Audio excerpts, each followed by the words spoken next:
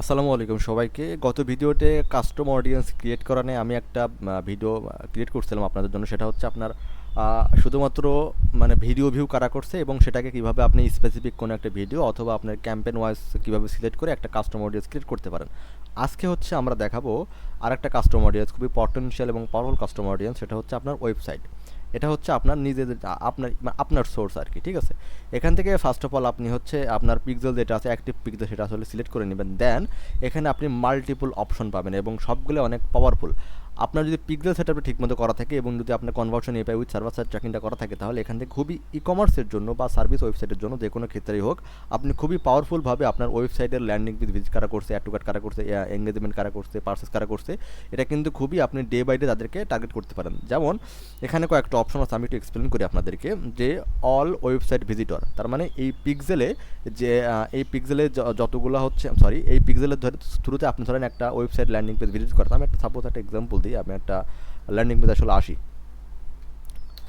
আচ্ছা, এইটা ধরেন আমার এটা হচ্ছে আমার ক্লায়েন্টের একটা ল্যান্ডিং পেজ। সাপোজ আমি চাচ্ছি শুধুমাত্র লাস্ট হচ্ছে 30 দিনে ফেসবুকের অল ভিজিটর যারা আছে, নট অনলি শুধুমাত্র হোম ভিজিটর, মানে হোম পেজ ভিজিটর, শুধুমাত্র যারা অ্যাড টু কার্ট করছে তারা, যারা পারচেস করছে তারা, যারা হচ্ছে আপনার ইনিশিয়াল চেক আউট করছে বাট পারচেস করে নাই তারা, এরকম। হ্যাঁ, এরকম হচ্ছে অডিয়েন্সকে আমি হচ্ছে চাচ্ছি লাস্ট 30 দিনের মধ্যে তাদের সামনে আমি একটা দেখাবো। তো আপনি জাস্ট এটাকে সিলেক্ট করে দিবেন।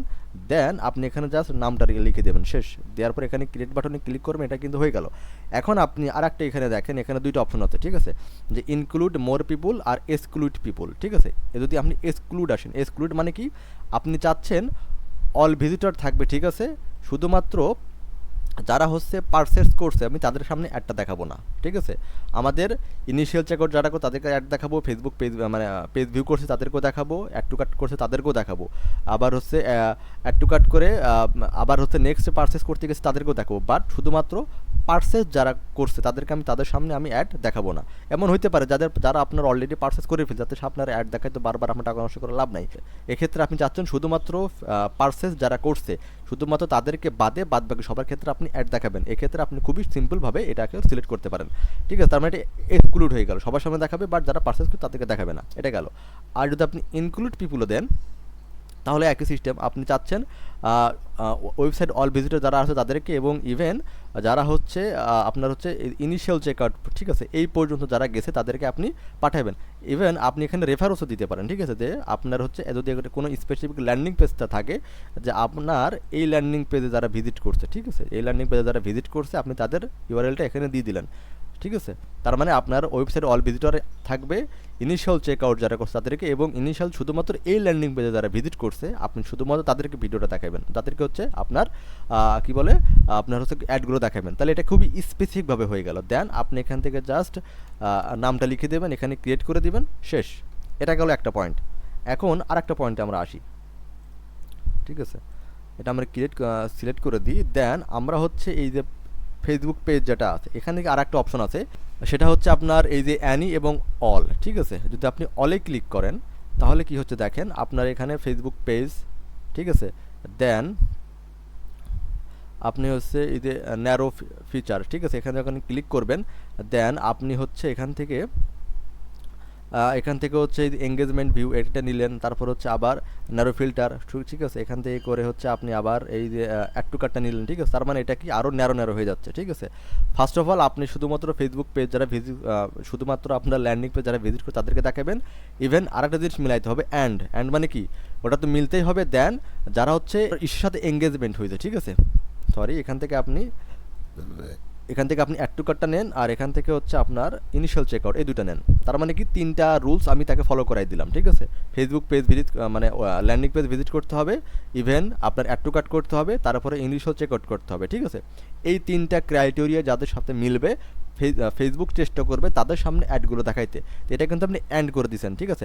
ইভেন আপনি যদি এখানে এনে দিয়ে দেন তাহলে কিন্তু আর ওই রুলসটা থাকে না। ফেসবুক চেষ্টা করবে কি আপনার ফেসবুক পেজ ভিজিট করতে, ওকে ঠিক আছে, আপনার ল্যান্ডিং পেজে অ্যাড টু কার্ট করতে, ঠিক আছে, আপনার ইনিশিয়াল চেক আউট করতে, ঠিক আছে, তাহলে আমি এই সবার সামনে আমি অ্যাডগুলো দেখাবো।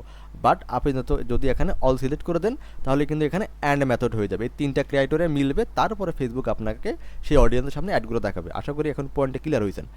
আচ্ছা, এখানে আর একটা পাওয়ারফুল অডিয়েন্স আছে, সেটা একটু বোঝানোর চেষ্টা করি। সরি। সেটা হচ্ছে আপনি এই যে who visit specific landing page view.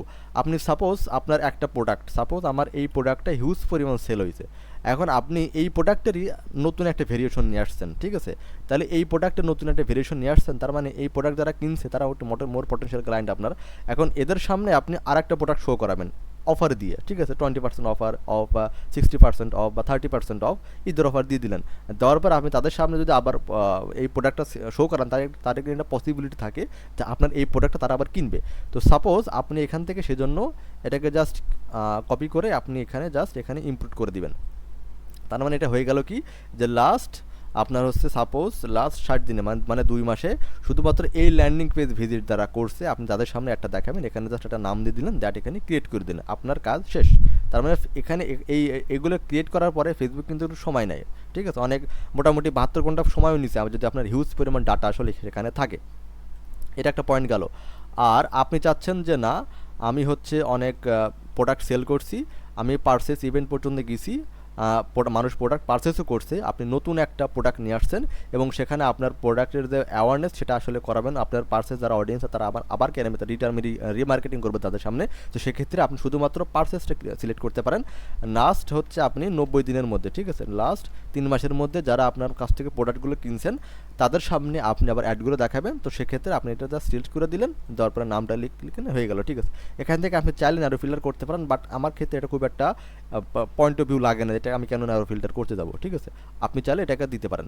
তো সাপোজ আমি হয়তো আপনাকে বোঝানোর চেষ্টা করছি যে আসলে কীভাবে একটা ওয়েবসাইট ভিত্তিতে কয়েকটা ক্রাইটেরিয়া মেনটেন করে আপনি কীভাবে একটা কাস্টমার অডিয়েন্স করতে পারবেন এবং মোর পটেনশিয়াল বা মোর স্পেসিফিক, মোর ভ্যালুয়েবল। তো যদি কোনো প্রশ্ন থাকে তাহলে অবশ্যই আমাকে নক করতে পারেন। তো আজকে এই পর্যন্তই, ধন্যবাদ।